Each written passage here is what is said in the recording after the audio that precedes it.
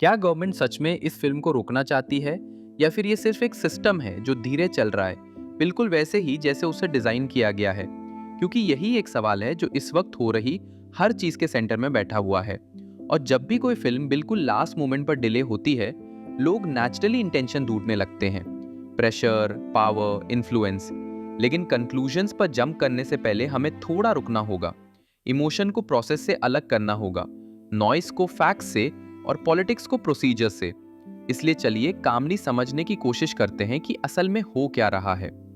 तलपति विजय सिर्फ एक film star नहीं है, बल्कि इंडियन सिनेमा के सबसे कंसिस्टेंट और इन्फ्लुएंशियल एक्टर्स में से एक है, जिनका करियर 3 डेकेड से ज्यादा का रहा है, 68 से ज्यादा फिल्म्स के साथ, एक चाइल्ड आर्टिस्ट से लेकर पैन इंडिया आइकॉन तक का सफर, जिनकी फिल्म्स पोंगल और दिवाली जैसे फेस्टिवल सीजन्स में मैसिव क्राउड्स खींचती है। और रीसेंट ईयर्स में उन्होंने पब्लिक लाइफ की तरफ एक क्लियर स्टेप लिया है, पॉलिटिकल एंट्री अनाउंस की, अपनी पॉलिटिकल मूवमेंट लॉन्च की और ये सिग्नल दिया कि शायद सिनेमा जल्दी ही पब्लिक सर्विस के लिए बैक सीट ले सकता है। इसलिए आज विजय की हर फिल्म सिर्फ एक मूवी नहीं, बल्कि एक मोमेंट बन जाती है।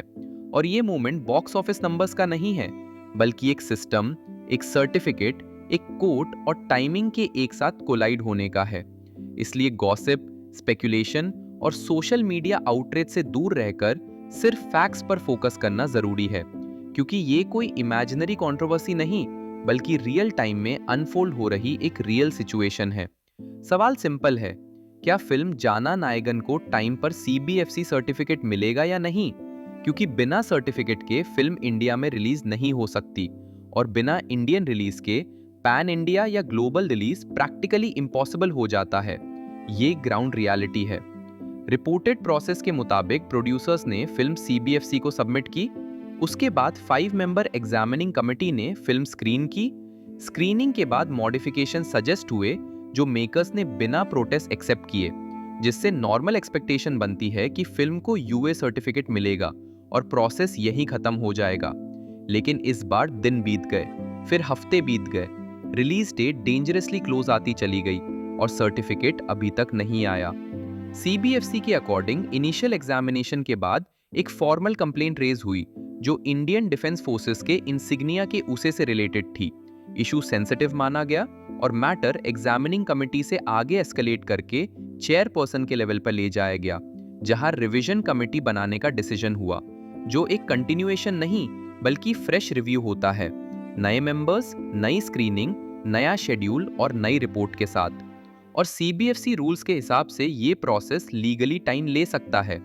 इसी वजह से जब प्रोड्यूसर्स कोर्ट गए तो सीबीएफसी का स्टैंड ये था कि प्रोसीजर बाईपास नहीं हो सकता और कोर्ट को इंटरफियर नहीं करना चाहिए। प्रोड्यूसर्स का आर्ग्यूमेंट इमोशनल नहीं बल्कि लॉजिकल था। अगर पहले ही कमेटी फिल्म देख चुकी है और कट्स कंप्लाई हो चुके हैं, तो एक कंप्लेन से पूरा प्रोसेस रीसेट कैसे हो सकता है, स्पेशली जब ये कोई छोटी रिलीज नहीं बल्कि एक लार्ज स्केल फिल्म है जिसमें thousands of screens, distributors, theatre schedules और लॉजिस्टिक्स पहले से लॉक्ड होते हैं।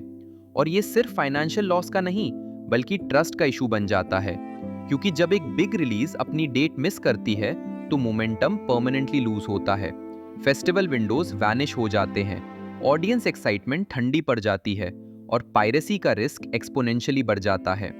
मूवमेंट ना देखकर प्रोड्यूसर्स मद्रास हाईकोर्ट गए और इमीडिएट रिलीफ मांगा, लेकिन कोर्ट ने रेगुलेटरी प्रोसीजर को रिस्पेक्ट करते हुए इमरजेंसी क्लियरेंस देने से मना कर दिया, ये मानते हुए कि डिले अनफॉर्चुनेट है और टाइमिंग डिजास्ट्रस है, पर लीगल अथॉरिटी सीबीएफसी के पास ही रहती है। इसके बाद प्रोड्यूसर्स ने पोस्टपोनमेंट अनाउंस की और नई रिलीज डेट का प्रॉमिस किया, बिना ड्रामा के, जैसे ये एक्सेप्ट कर लिया गया हो कि कुछ बैटल्स डेडलाइंस पर नहीं जीती जा सकती। पब्लिक एंगर फिर भड़का, सिर्फ इसलिए नहीं कि फिल्म डिले हुई, बल्कि इसलिए कि कैसे हुई। लोग सवाल करने लगे कि जब मेजॉरिटी कमेटी फिल्म देख चुकी हो तो एक इशू पूरी प्लानिंग को कैसे रोक सकता है। पॉलिटिकल स्टेटमेंट्स आए, सेलिब्रिटी रिएक्शंस आए, सोशल मीडिया आउटरीच फ्लड हो गया। लेकिन एक बात क्लियर रहनी चाहिए, सर्टिफिकेशन डिले प्रोसीजरल है, जबकि उसके अराउंड बनी कॉन्वर्सेशन पॉलिटिकल हो गई। अब सबसे बड़ा डेंजर पायरेसी का है, क्योंकि अदर फिल्म इंटरनेशनल रिलीज होती है और इंडिया में नहीं होती तो इल्लीगल कॉपीज घंटों में स्प्रेड हो सकती है। थिएटर फुटफॉल कोलैप्स हो सकता है और वीक्स ऑफ एफर्ट ओवरनाइट खत्म हो सकता है। इसीलिए पार्शियल रिलीज ऑप्शन ही नहीं होता। रियलिस्टिकली अब सिर्फ 3 पॉसिबिलिटीज बची हैं। या तो रिवीजन कमिटी जल्दी कंप्लीट हो और सर्टिफिकेट मिल जाए, या प्रोसेस और ड्रैग हो और प्रोड्यूसर्स हायर कोर्ट से रिलीफ मांगे, या फिर रिलीज फेस्टिवल विंडो के बाद पुश हो जाए। कोई भी आइडियल नहीं है, लेकिन रियलिटी यही है। और सबसे हार्ड ट्रूथ ये है कि ये फिल्म के गुड या बैड होने का इशू नहीं, बल्कि टाइम वर्सेस सिस्टम का क्लैश है। एक इंडस्ट्री जो कैलेंडर्स, कमिटमेंट्स और क्राउड्स पर चलती है, और एक प्रोसेस जो स्लो, केयरफुल और अर्जेंसी के बिना मूव करता है। और जब ये दोनों वर्ल्ड्स कोलाइड करते हैं तो कंफ्यूजन कियोस बन जाता है।